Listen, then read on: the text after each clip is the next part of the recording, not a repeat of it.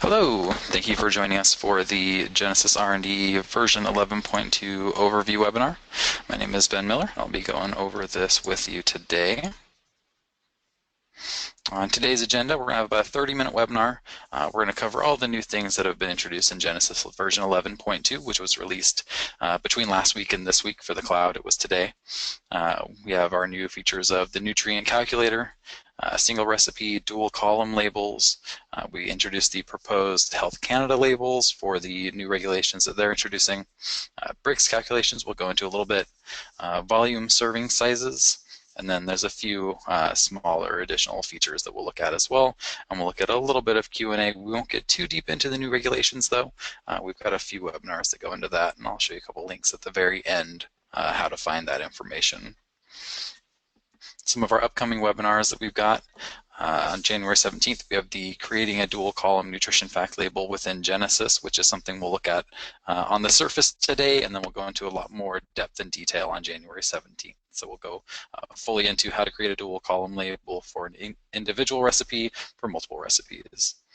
January 31st, we have converting nutrient units for the new 2016 Nutrition Facts label.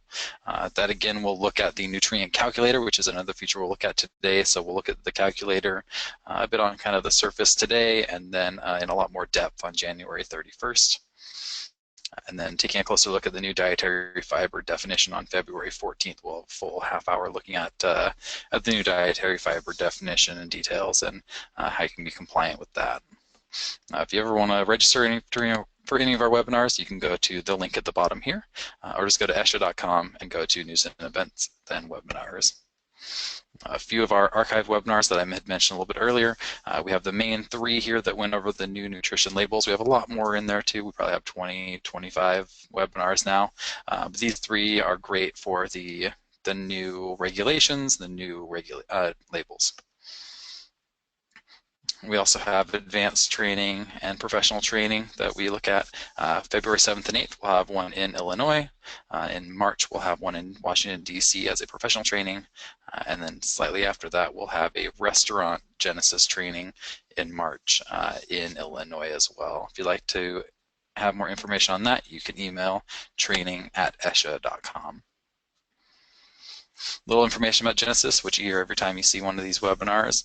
Genesis was released in 1991 for recipe formulation, product development, menu analysis, nutrient searching, reporting, auditing, and then of course the labeling and compliance of allergens, ingredient statements, and nutrient content claims. Let me go over to Genesis now. Sorry, jumped a little bit farther than there. So we're going to go ahead and take a look at Genesis now. This is the new version 11.2. The first thing that we're going to look at of the new features is going to be the nutrient calculator. I'm going to go ahead and open up a brand new ingredient. We'll take a look at how the nutrient calculator handles new ingredients, and then we'll open up an existing ingredient and see how it works with that as well. So we'll do a new ingredient. Enter in our quantity, and the majority of this webinar is going to assume you have a fairly deep understanding of Genesis. So we're not going to do too much introductory information, but as we go into the nutrients tab of our ingredient, we now have this auto calculations checkbox down here available. Some of the nutrients, as we see, are different colors now. I'm going to uncheck this and just show a few nutrients. Some of the nutrients that we see here are going to be different colors. The blue nutrients are going to denote that they're being auto-calculated, or they're ones that can be auto-calculated. And then there's also a calculate nutrients button here, which we'll go into in a couple minutes. This checkbox here denotes that if you enter in a value for your nutrient, if you have it checked, it will automatically ask you if you'd like to calculate for the other nutrients. So as an example, we'll look at vitamin D. If I have a value for micrograms of vitamin D, I can enter that in, say 10 micrograms. When I hit enter, it's going to prompt me and say, would I like to calculate the joined nutrient, the vitamin D I use? So what I'd like to do that calculation, if I go ahead and click on this calculation here, it'll just go ahead and calculate that number over and enter it in. That way you don't have to do the manual entry later. If you uncheck the auto calculations, it will get rid of the blue coloring for any of your nutrients, so you can tell really quickly and easily if you have that checked on or off, both by the coloring here and by checking that box there, of course. We'll go ahead and look at an existing ingredient now, just so we can take a look at a little bit more in depth how the calculator works. Let me open ingredient. Open up my webinar example ingredient, which is just a copy of whole milk. So if you have an existing ingredient that existed before version 11.2 or probably before the new regulations were released and you're looking to make those calculations over, if we go into the nutrients tab again, we, as I mentioned before, have this calculate nutrients. That will open up a new window and it will give you the option to select which calculations you would like to make. So if you'd like to do the vitamin D, either microgram or IU, if you'd like to calculate the microgram value of vitamin D based on the IUs that already existed, you can check this box for vitamin D microgram. You notice it grays out the other vitamin D because, of course, we can't do a calculation of IUs if we're already calculating microgram. It's going to assume that you have a value for one and would like to create the value for the other. You can also do a vitamin A IU. We have carbohydrates here. So we cancel this out and show all nutrients, and we should see a much longer list. So we have our carbohydrates and available, we have fibers, we have vitamin A, vitamin B, D, E, folic acid, tryptophan, a lot of options of nutrients that you can calculate. One caveat that I will mention about the nutrient calculator is you do have to make sure you know what values you're looking for. If you have the application calculate your total dietary beneficial fiber for 2016, you have to know that all of the fiber in this ingredient is going to be beneficial. So it can pull that number over, but you certainly have to make sure you know the information on if it's beneficial or if it's not. Next item we're going to take a look at is going to be our brix calculator. Let me close out these ingredients here. We'll open up in a recipe. So for our brix calculator, we'll go to Edit Recipe, and then brix calculation is going to be one of the options here. The one thing you'll have to make sure you have before you start doing your calculation for brix is going to be a volume measurement for your recipe. So I don't currently have one, so I'll set that now. So we go to Set Volume, and then we'll open up our volume to weight conversion for the recipe. So we'll just put in 50 milliliters equals 75 grams for our recipe here. We'll hit OK. Nope, I probably want to do that the other way. Let's go 75 equals 50. We actually have a number in range. And then you want to enter the specific gravity of the item. And if you enter in that number, 0.05, it'll tell you the total brix. Brix are going to be the total sugar content of a solution, so the total amount of sugar that is in your total solution.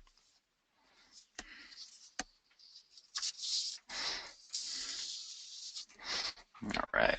And if you have more questions on brix, we certainly can answer that after this.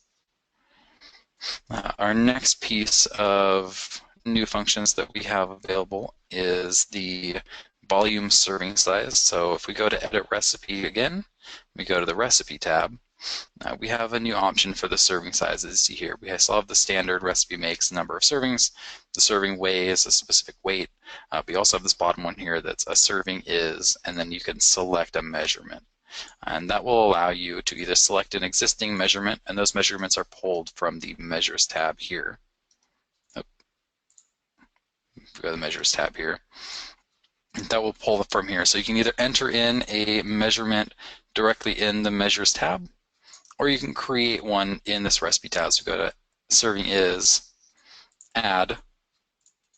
We can tell it we want to have it be 50 milliliters per 75 grams again. Hit OK.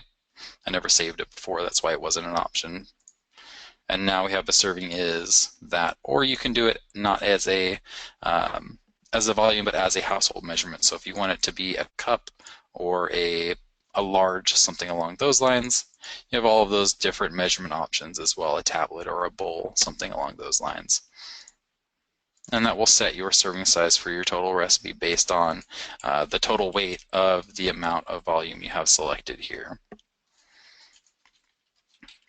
All right, we'll go ahead and take a look at our new labeling options now. Let me slide our recipe over a little bit here and view our label. So right now I have just the new standard label shown in our recipe.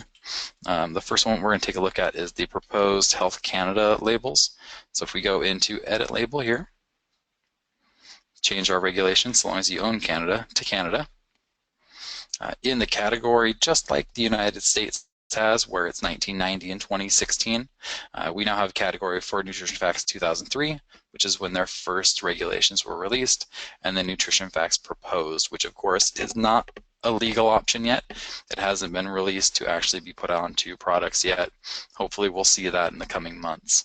But we can select Proposed here, and we have all of the different options available. So we have adult, infant, child. We have the standard tabular and linear labels. If we just do a standard adult proposed label for Canada, hit OK. We'll see that new label, and it is watermarked with proposed, so that you can make sure you don't use that on an actual product here. But like I mentioned, you can go in, choose your tabular label, and see the changes that they're working on right now for the proposed labels. Some of the changes are going to be increased size and calories, a lot like the United States, larger font for serving size information. Let me switch it back to a standard label here. Thicker underlines in specific places that they want you to kind of focus on more. Listing nutrients that provide calories to fat, carbs, and protein below calories instead of in other areas. They've removed vitamin A and vitamin C and added potassium. They have a percent DV for sugars now. There we see sugars right there. And they have a new footnote. Of course, once these regulations are actually finalized and not proposed, we'll implement those into Genesis as soon as we possibly can. The next big thing that we've added in with this new version is going to be the single recipe for a dual column label. Currently, if you have Genesis version 11.1, if you want to create a dual column label with the new 2016 regulations, you have to do it in the advanced labels area. No longer is that the case. If you want to do a dual column label where it's two different serving sizes for a single recipe, you can go into US Nutrition Facts, which is the 2016 regulations, and then select dual column here as a brand new option. When you select the dual column option, it will pull open this area here. That's because you have a little bit of information you have to fill out. So you have the column 1 heading. If you'd like to give it a name, say if we're doing a soda, 8 ounces, and then column 2, column name of 1 bottle. Again, if we're doing a soda, and then the container size. The container size is going to start as just the default serving size. So right now our serving size is 75 grams. So that second column will default to just that same amount. We go back into Edit Label. We have that container size. We can choose exactly how much of that item we'd like. We're going to do, we have a 20-ounce bottle, ounce, fluid ounce. There we go. And it'll draw that label up as both separate. And of course, that's way off because my amount of volume is a little bit different than we'd expect for a soda. But the example, of course, is you can put in a standard serving size or your rack size that you need for the first column, and then a full container, as the regulations show, for a lot of different products in the second column.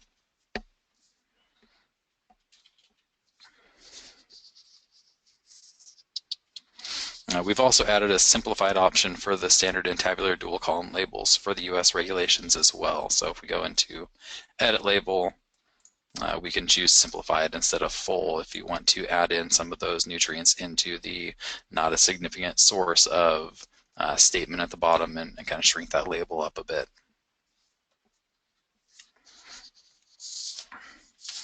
As I mentioned a little bit earlier, we will be covering the dual column labeling in extreme detail on January 17th with another webinar.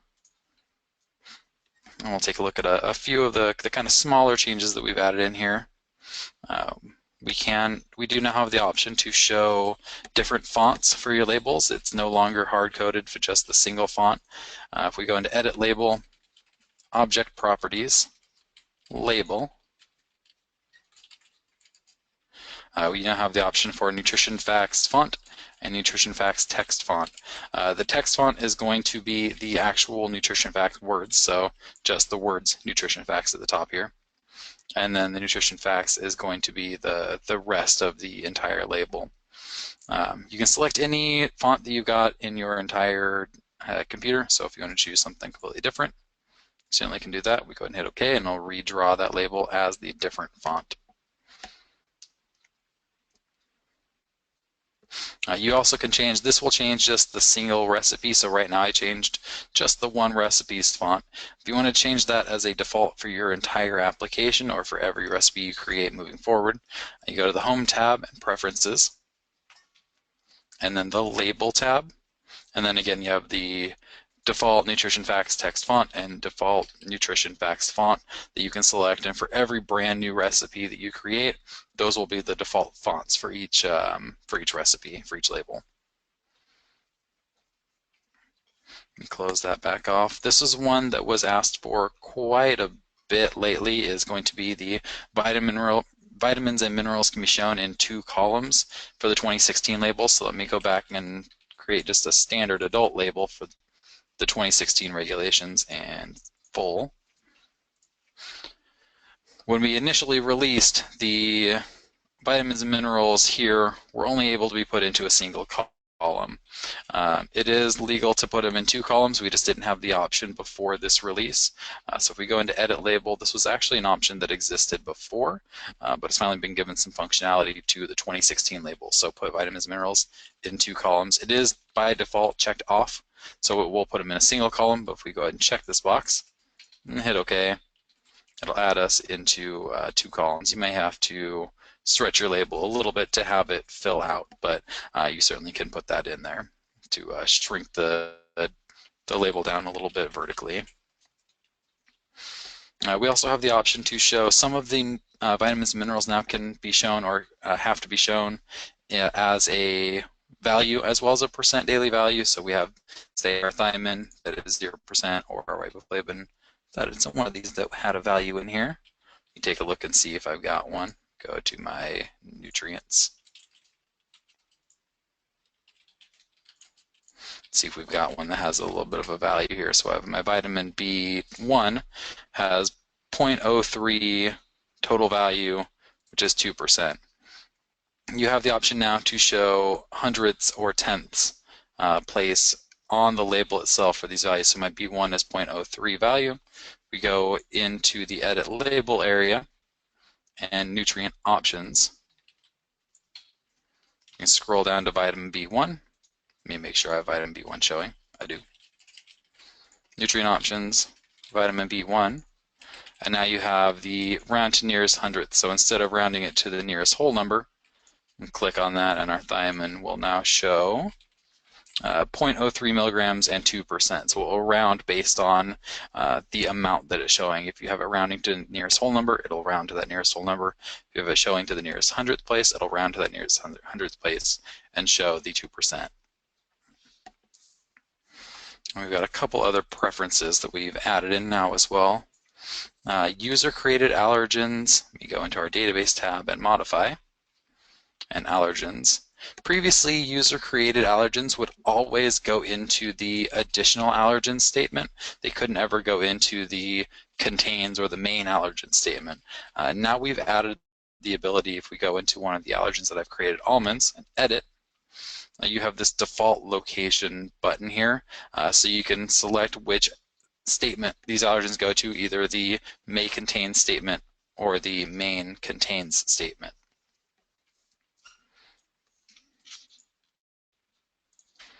Another option is going to be we have the option inside of preferences for the regulation. Previously we had this, but for the United States labels, if you selected either of the 1990 or 2016 label, when you created a brand new recipe, it would default the label to the 2016 regulations. Now if you select the US 1990 as your default regulation, when you create a brand new recipe, it will draw that label up based on the 1990 regulations and not 2016. And then also one other thing that I will note, more of a visual than anything else, but if we go into edit recipe, there's always been the statement of %dv based on the regulation you have selected in preferences. But previously it just said %dv based on US. And so now we've added the option, it'll show %dv based on US label 2016 standards, or if we change this to 1990,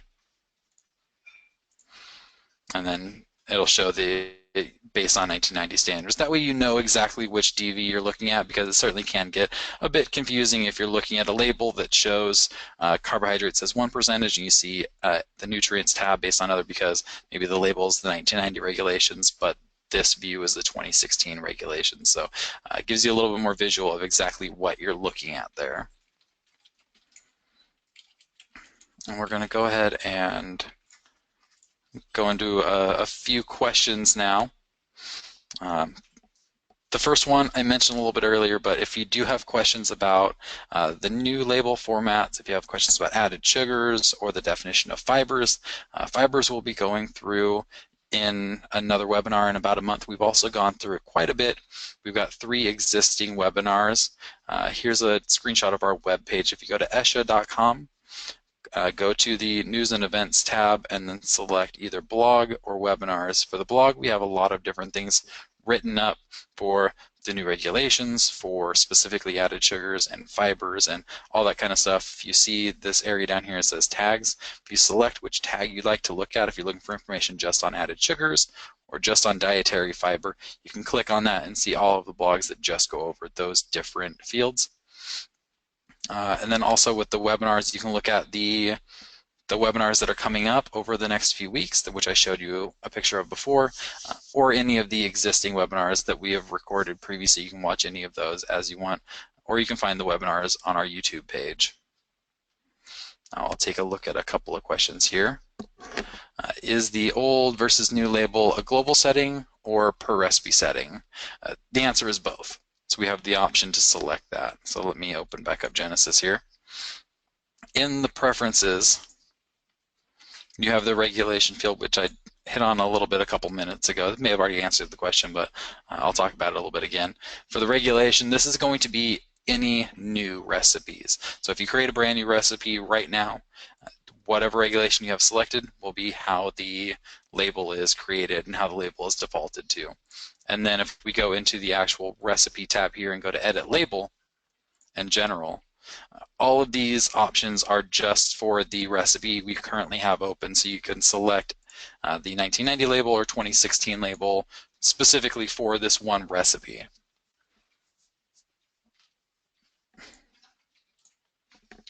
Our next question is, does nutrition facts have to be the full width of the label? And the answer to that is sometimes, and that was something I didn't hit.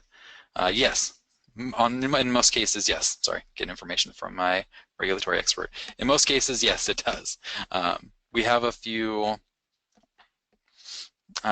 different options. You can left justify on larger labels, such as aggregate labels. If we go into our format options in a recipe, this is inside of the edit label area, you have the percent or the nutrition facts text, sorry, as either proportional, stretched, or left justified. Proportional is going to be all the way across the top. Oh, I don't have my label open, that would certainly help. All the way across the top of the label, and proportional to the font that it is. So the bigger your label gets, the taller your nutrition facts is going to be. If you choose stretched, then it's going to be a little bit shorter. It's going to stretch that font across. And then you also have left justified, which is going to be the standard font size that you have selected pushed to the left. In most cases, this is not what you'll want to select, the left justified. In most cases, you want to select either the proportional or stretched. And then our last question is, will data transfer if we update to the new version? Absolutely. When you have an existing database, oh, we have one more question after this one, but I'll answer this one first, sorry. If you have an existing database of Genesis, you can run the database scripts to update the database. It will add all of the new fields if you haven't updated to version 11.1 yet. So if you needed the new fiber fields and added sugars and all of those new fields, we'll add those in. All the ESHA ingredients will be updated, and we're continuing to update our database to include all of the new values. Not quite done yet, but it's certainly a work in progress, and we're working on it as fast as we can. And then one last question, is the brix calculator required to calculate added sugars? No, it is not. The brix calculator is just to determine the total amount of the total gravity of sugar that's in a water solution. But adding in added sugars is just another field. So if we take a look at, let me open up an existing ingredient. Open up my example ingredient again here. If we look at our ingredient here, added sugars is another field. So it's very similar to the relationship between total sugars and carbohydrates, is like the relationship between added sugars and total sugars. You can add in that value as you need to. If it's 4 grams or if it's 3 grams, you simply add that in, type that in, and when you create your recipe, it will add all of the values for added sugars for all of your ingredients together into a total to put onto your label.